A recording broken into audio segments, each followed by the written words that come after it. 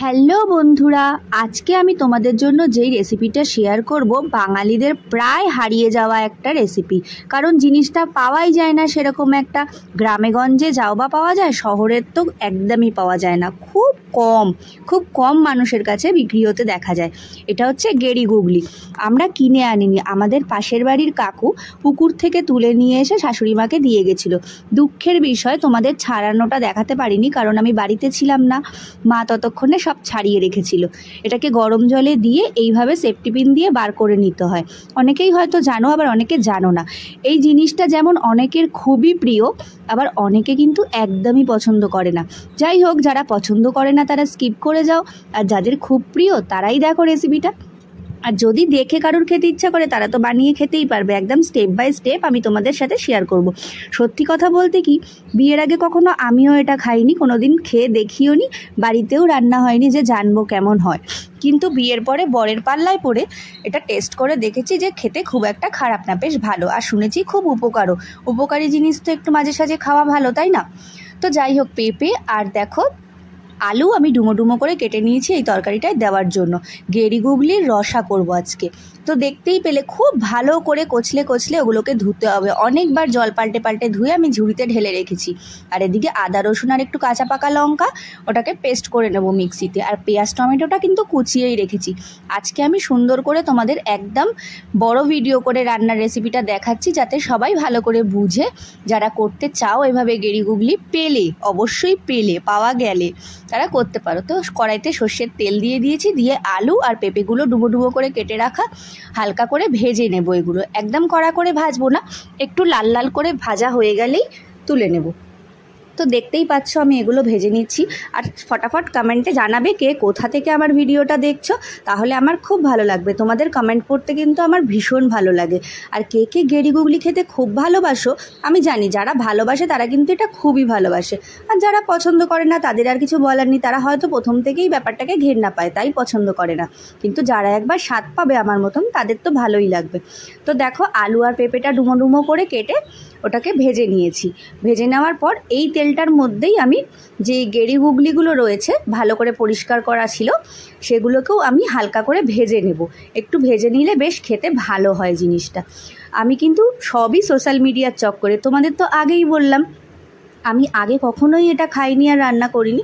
তো যেহেতু ফোনের মাধ্যমে এখন সবই সম্ভব, আমার বর বলে তুমি কোন রান্নাটা আবার পারবে না, তুমি চাইলে সবই করে দিতে পারবে। সেই জন্য ওর কথা রাখার জন্য একটু বার খেয়ে করেই নিলাম, আর তোমাদের সাথেও আমি শেয়ার করে দিলাম। কেমন লাগছে অতি অবশ্যই জানিও। রান্নাটা কিন্তু অসাধারণ হয়েছিল, আর আমি সব কিছুর রান্না নিজে টেস্ট করেই তোমাদের সাথে শেয়ার করি, যাতে খেতে খারাপ না হয়। তোমরাও বানালে এভাবে যদি বানাও, খেতে খুবই ভালো লাগবে। তো দেখতেই পেলে আমি গেড়িগুলো ভেজে তুলে নিয়েছি। তারপর কড়াইতে একটু সর্ষের তেল দিয়ে জিরে তেজপাতা ফোড়ন দিয়ে পেঁয়াজগুলোকে লাল লাল করে ভেজে নেব। আর ওদিকে মশলাটা কিন্তু আমি পেস্ট করে নিয়েছি, মানে ওই যে আদা রসুনের যে মশলাটা। আর দেখো ভালো করে লাল লাল করে ভেজে নিচ্ছি। আর এই যে ভেজে তুলে রেখেছিলাম, তোমাদের তখন দেখানো হয়নি তো তাই একটু দেখিয়ে দিলাম। এক জায়গাতেই সব তুলে রেখেছি, কারণ কষানোর সময় তো একসাথেই কষাবো। তো দেখো মশলা বাটাটা দিয়ে দিলাম, তার মধ্যে একটু টমেটো কুচিটা দিয়ে দিলাম।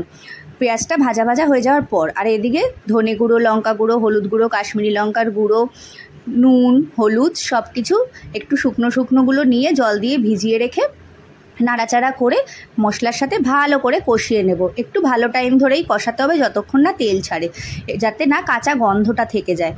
তো দেখো ভালো করে কষাতে আমি ঢাকা দিয়ে দিয়েছি, তাহলে সুন্দর করে কষা হয়ে যায়। ঢাকা মাঝখানে কিন্তু আমি দু একবার খুলে নেড়ে দিয়েছি। এখন দেখো তেল ছেড়ে দিয়েছে, পুরোই ভালো মতো কষা হয়ে গেছে। মশলাটা কষানো কিন্তু সব রান্নার জন্যই খুবই জরুরি, কারণ মশলাটা না কষলে রান্নার স্বাদ একদমই হয় না, কারণ একটা কাঁচা মশলার গন্ধ ছাড়ে। সব থেকে সময় লাগে কিন্তু এই মশলা কষাতেই। এটা একটু ধৈর্য ধরে টাইম নিয়ে যদি মানুষ করে, তাহলে কিন্তু সব রান্নাগুলোই টেস্টি হবে। যতক্ষণ না এইভাবে কড়াই থেকে মশলা ছেড়ে যায়, তেল বেরিয়ে যায়, ততক্ষণ ধরে কিন্তু একটু কষাতে হয়। চলো এবার দিয়ে দিলাম পেঁপে, আলু আর ওই গেড়িগুলো ভেজে রাখা যেগুলো। আমি কিন্তু এগুলোর মধ্যে নুন দিইনি, যাতে জল না কেটে যায়। একবারে যে নুনটা দিলাম ওর মধ্যেই নুন দেওয়া, এবার স্বাদ মতন যদি লাগে পরে দিয়ে নেবে। তো ভালো করে ওগুলো একসাথে সব কষিয়ে নিয়েছি। এটা কষাতেও দেখবে সুন্দর একটা তেল ছাড়ছে। আর একটু কাশ্মীরি লঙ্কার গুঁড়ো অবশ্যই দেবে, সুন্দর একটা রং আসার জন্য, চাইলে নাও দিতে পারো। তো যাই হোক, দেখো আমি ভালো করে কষিয়ে নিচ্ছি সব একসাথে। অনেকটা কিন্তু সেই মাংসর মতনই রান্না হয়, আর খেতেও দারুণ হয়।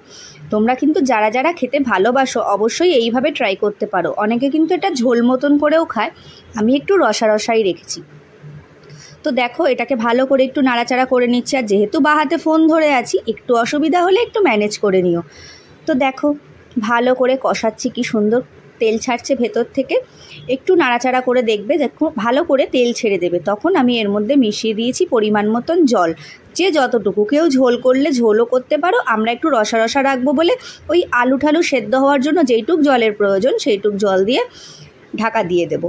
তো একটু জল দিয়ে দিয়েছি পরিমাণ মতো। জলটা অবশ্যই গরম জল দিও, রান্নায় যদি গরম জল ব্যবহার করো তাহলে রান্নাগুলোর স্বাদ আরও ভালো হয়। কাঁচা জলের থেকে গরম জলটা অনেক বেশি ভালো। হ্যাঁ, এখন অনেক অনেক পরিমাণ করতে গেলে তখন তো কিছু করার থাকে না, বারবার গরম জল করা। ঘরের জন্য অল্প করে গরম জল করে রাখাই যায়। তো যাই হোক, দেখো আমি সব মশলাগুলোর সাথে মানে পেঁপে, আলু আর গেঁড়িগুলোর সাথে মশলাটার সাথে ঝোলটা ভালো করে মিশিয়ে নিলাম। মিশিয়ে নিয়ে ঢাকা দিয়ে দেবো বেশ কিছুক্ষণের জন্য। বেশ কিছুক্ষণ ঢাকা হয়ে যাওয়ার পর খুলে দেখবো আলু আর পেঁপে এগুলো সব সেদ্ধ হয়ে গেছে কিনা। আমার কিন্তু দারুণ গন্ধ বেরিয়ে গেছে, তোমাদের তো আর গন্ধটা দেখাতে পারবো না। তো যাই হোক, অসাধারণ একটা সুন্দর গন্ধ বেরিয়েছে। আর আলু আর পেঁপেটা আমি চেক করে নিলাম যে দুটোই সেদ্ধ হয়ে গেছে, মানে আমাদের রান্নাটা কিন্তু পুরোপুরি রেডি হয়ে গেছে। তো তোমাদের কেমন লাগলো অতি অবশ্যই জানিও। ঘরে টাটকা ধনেপাতা এনেছিলাম, তো ধনেপাতাটাও লাস্টে আমি একটু ছড়িয়ে দিলাম। অনেকে এর মধ্যে গরম মশলাও দিতে পারে, আমি গরম মশলাটা দিইনি, ধনেপাতাটাই দিয়েছি। যদি ধনেপাতা দাও গরম মশলা দিতে হবে না, আর যদি গরম মশলা দাও ধনেপাতা দেওয়ার প্রয়োজন নেই, যে কোনো একটা দিলেই হয়ে যায়। তো আমি ধনেপাতাটা একদম টাটকা ফ্রেশ ছিল, তো আমি ওর মধ্যে দিয়ে দিলাম। দিয়ে নাড়াচাড়া করে গ্যাসটা বন্ধ করে রেখে দিলাম কিছুক্ষণ, সুন্দর একটা দেখতে আর ভালো আসার জন্য। তোমাদের যেহেতু ভিডিও করে দেখাই, রান্নাগুলো তো দেখতেও সুন্দর হতে হবে। আর আমার সত্যি কথা বলতে রান্নার সাথে সাথে তার ডেকোরেশনটাও সুন্দর ভালো লাগে। যদি বিচ্ছিরিভাবে সাজানো থাকে খাবার দেখে যেন মনে হয় ভক্তি আসে না, আর সুন্দরভাবে সাজানো থাকলে তো খাবারটা দেখেও ভক্তি আসে, তখন খেতেও ইচ্ছা করে। দেখেছো তো কি সুন্দর ওপরে তেলটা ভেসে উঠেছে, আর রঙটা কিন্তু অসাধারণ ফাটাফাটি হয়েছে, তাই না? তোমাদের কেমন লাগলো অতি অবশ্যই জানিও। আর কে কে এটা দেখে বাড়িতে ট্রাই করবে আমাকে কিন্তু কমেন্টে অবশ্যই বলো। তো দেখো একদম রেডি হয়ে গেছে কিন্তু। এবার আমি কড়াই থেকে এটাকে একটা বাটিতে ঢেলে নেব। তো এই সময় একটুখানি বরমশাই আমায় হেল্প করে দিয়েছিল ফোনটা ধরার জন্য। আমি বললাম একটু ধরে দাও।